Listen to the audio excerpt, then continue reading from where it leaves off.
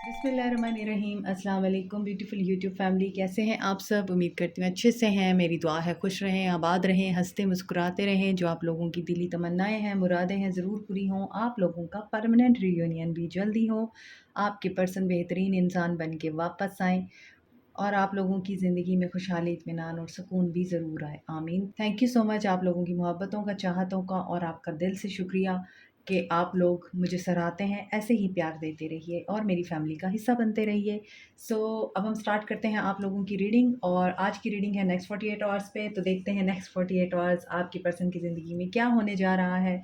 तो let's start. It's a general reading, as you know. हर किसी के साथ रेजोनेट नहीं करती है, और जो मैसेज आप लोगों के साथ रेजोनेट करें उनको रखा करें, जो नहीं करते उनको जाने दिया करें, because it's a general reading. So married unmarried, male female, सब लोगों के लिए है। अभी देखते हैं। तो पहले हम यहाँ से देखते हैं कि आप लोगों के लिए क्या मैसेज आते हैं। रीयूनियन, बहुत से लोगों के लिए रीयूनियन की एनर्जी आ रही है। और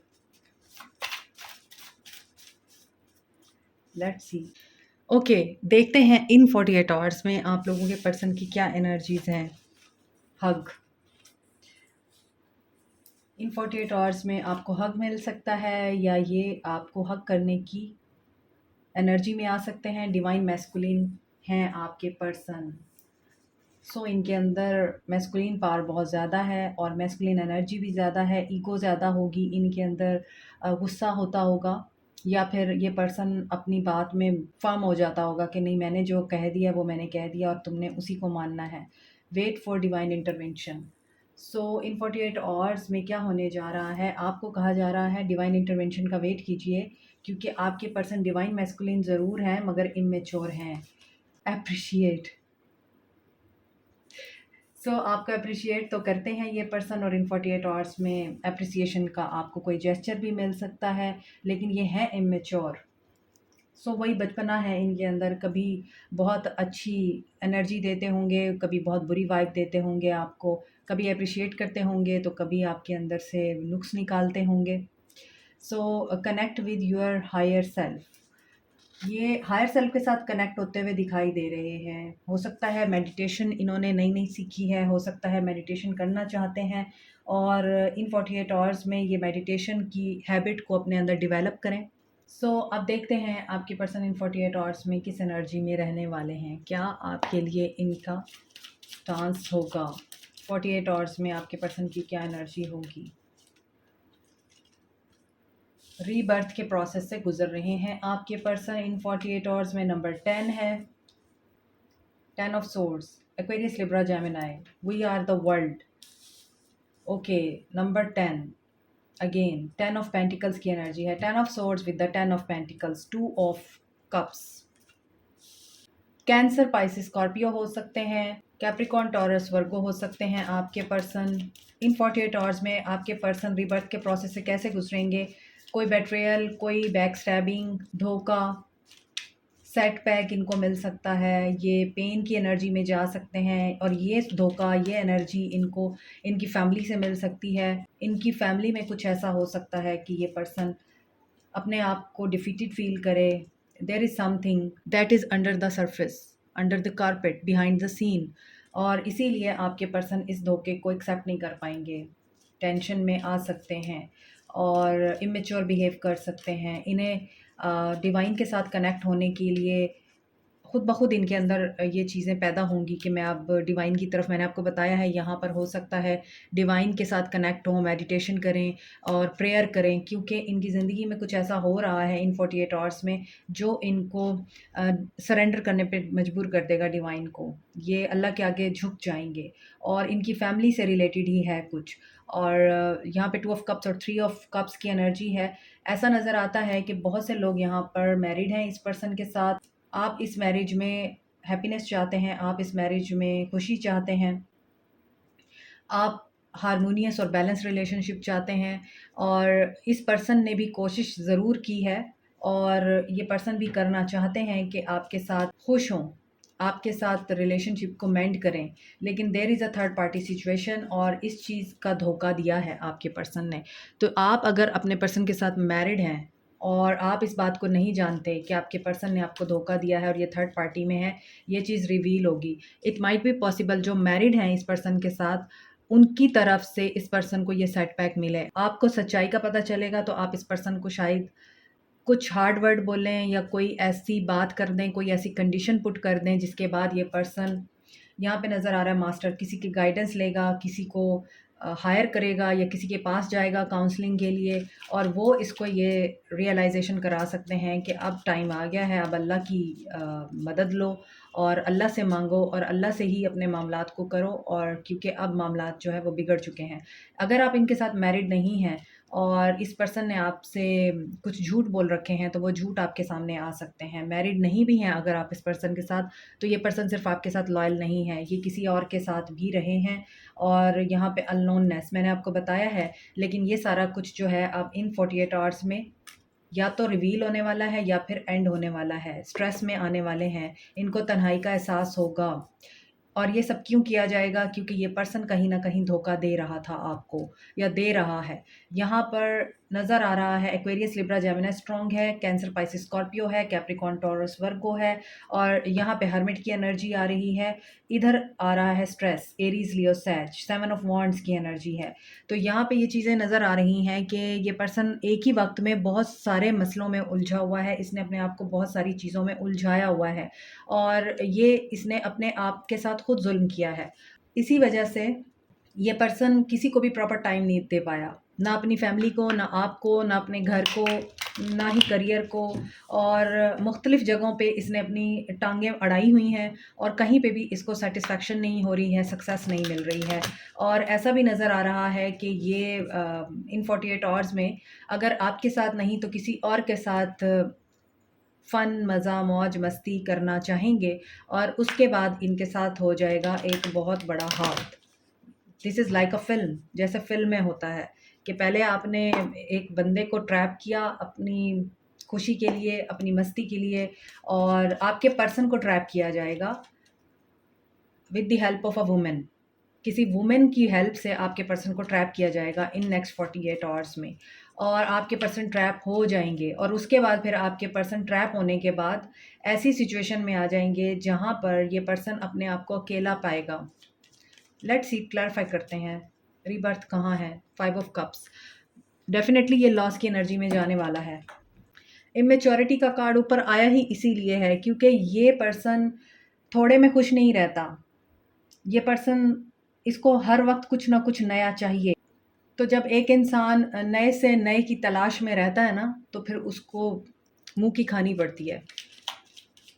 कहीं न कहीं जाके उसका बुरा वक़्त शुरू हो जाता है।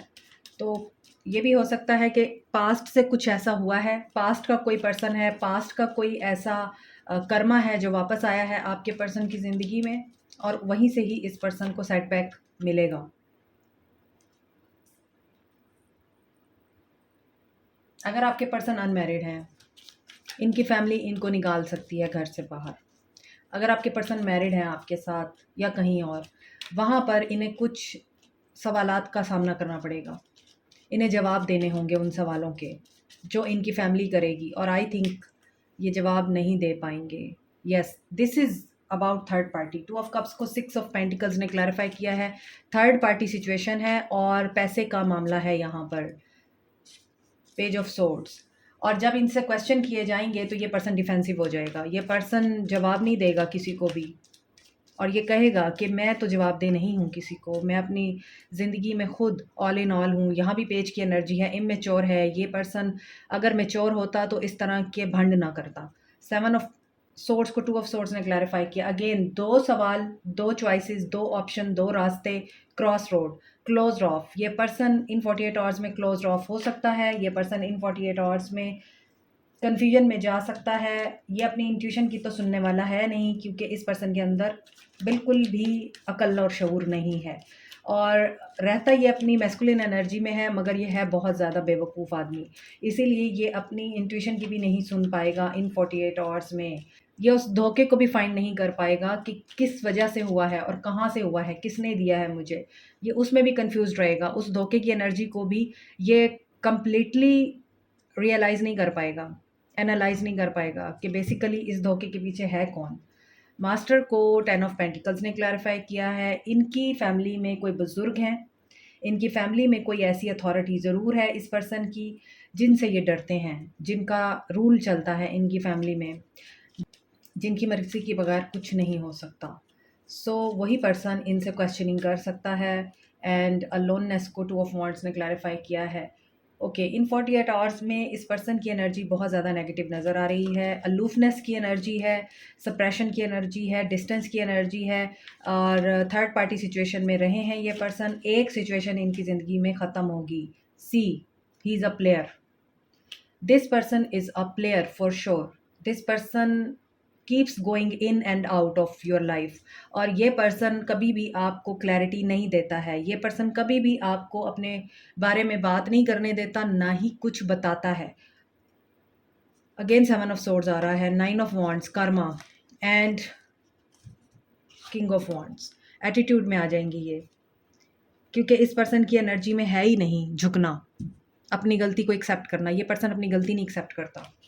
इसीलिए यहाँ पे नज़र आ रहा है कि इसको ऐसा कोई सेटबैक मिल सकता है जिसकी वजह से ये अल्लाह के आगे झुकने पे मजबूर हो जाएगा।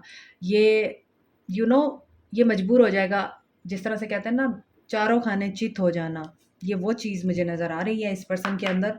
और मुझे नज़र आ रहा है कि ये पर्सन ट्रांसफॉर्मेशन के साथ साथ, रीबर्थ के साथ साथ ऐसे फेज से गुजरेगा इन 48 आवर्स में, जिसमें इस पर्सन को आपकी बहुत बुरे तरीके से याद आने वाली है, और ये रियलाइज़ करेगा कि गलती इससे आपके साथ हुई है। और again 7 of swords and mental conflict आ रहा है, और यहाँ पे इसी वजह से हो सकता है इस पर्सन को हक की ज़रूरत पड़े। इस पर्सन को हक की बजाय ना जूते मारने चाहिए ऐसे पर्सनस को। इन्हें हग नहीं चाहिए होता, इन्हें जूते चाहिए होते हैं जो इनके दिमाग पे लगने चाहिए, ताकि इनको अंदाज़ा हो कि ये जिस स्पीड के साथ और जिस एनर्जी के साथ दूसरों की ज़िंदगियां बर्बाद करते हैं, जब इनकी ज़िंदगी पे बनती है फिर इनकी चीखें निकलती हैं, फिर ये रोते हैं, तड़पते हैं, फिर इन्हें अल्लाह याद आता है, फिर इन्हें आप याद आते हैं, और फिर इनकी माफ़ी तलाफ़ी होती है, और फिर जब सब ठीक हो जाता है फिर ये ढीठ बन जाते हैं, फिर इनके अंदर फ़िरौनियत आ जाती है। क्राउन चक्रा 7 नंबर, इस पर्सन की स्पिरिचुअल अवेकनिंग होगी इन 48 आवर्स में। वो तो होनी ही है। जो सिचुएशन मुझे नज़र आ रही है, इस सिचुएशन में इस पर्सन का बनता ही यही है कि तन्हाई में जब ये होगा, तन्हाई इसको बताएगी कि तुमने अपनी ज़िंदगी को किन फजूल और बेवकत कामों में ज़ाया किया है। पेशेंस, पेशेंस टेस्ट होगी, मगर इससे सब्र नहीं होगा। कॉन्फ्लिक्ट और डिफीट से गुजरेंगे ये। कामयाबी को ढूंढते ढूंढते ये बंदा नाकामी के रास्ते पे चल पड़ा, और विश फुलफिल करेगा किस चीज़ की? 6 ऑफ पेंटिकल्स। देखिए, इसको सक्सेस चाहिए थी, चाहे वो जिस भी मकसद के लिए कामयाबी चाहिए थी, मगर वो कामयाबी इसको मिली नहीं है। उस कामयाबी को अचीव करने के लिए इसने अपनी ख्वाहिशात का भी गला घूंटा, इसने आपको भी बहुत तंग किया, आपको भी इसने रुलाया, और आपकी ख्वाहिशात को भी कुर्बान किया। क्यों? क्योंकि इस पर्सन को अपनी मटेरियल विशेस को पूरा करना था, मटेरियल डिज़ायर्स को पूरा करना था। नाउ अब ब्रेक आ चुकी है, इस पर्सन की ज़िंदगी में एक ब्रेक लग चुकी है, एक पॉज आ चुका है। इस पर्सन की ज़िंदगी में बहुत कुछ ऐसा है जो कि रुक चुका है, और ये पर्सन इन सब चीज़ों को बिल्कुल भी चेंज नहीं कर सकता है आप, क्योंकि यहाँ पे डिवाइन इंटरवेंशन नज़र आ रही है। डिले आ चुका है। इसकी सक्सेस, कोई कामयाबी मिलनी थी इनको, मकसद इनको, इनका इन्हीं को पता होगा, लेकिन यहाँ पे नज़र आ रहा है कोई मकसद था, कोई ख्वाहिश थी जिसको पूरा करने के लिए इस पर्सन ने गलत रास्ता चुना है, और उस गलत रास्ते पे चलते चलते ये पर्सन डिवाइन इंटरवेंशन के हाथों अब बहुत बुरे तरीके से फंस चुका है, और यहाँ पे नज़र नहीं आ रहा कि ये अभी एक्शन लेंगे। नेक्स्ट 48 आवर्स में इस पर्सन के अपनी ज़िंदगी में बड़े मामलात जो हैं वो उलट पुलट होने जा रहे हैं, तो ये उन्हीं में ही उलझे हुए नज़र आ रहे हैं। ये आपके लिए मुझे कोई एक्शन लेते हुए दिखाई नहीं दे रहे। ऐसा नज़र आ रहा है, आई एम लिसनिंग, कि यहाँ पे कुछ लोगों ने बाकायदा दुआ की है उस पर्सन की तबाही की।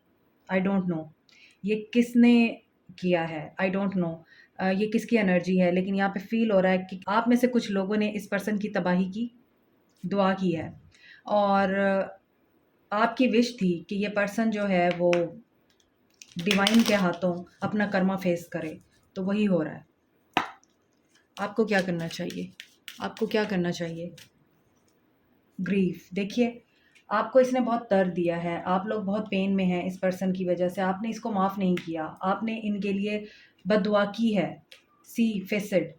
और आपको लगता था कि इसने आपको धोखा देकर, आपका दिल दुखा के, आपको रिजेक्ट करके, आपका दिल तोड़कर जो ज़ुल्म किया है, आप मुसलसल इस चीज़ की दुआ करते रहे हैं कि ये अपना कर्मा फ़ेस करे।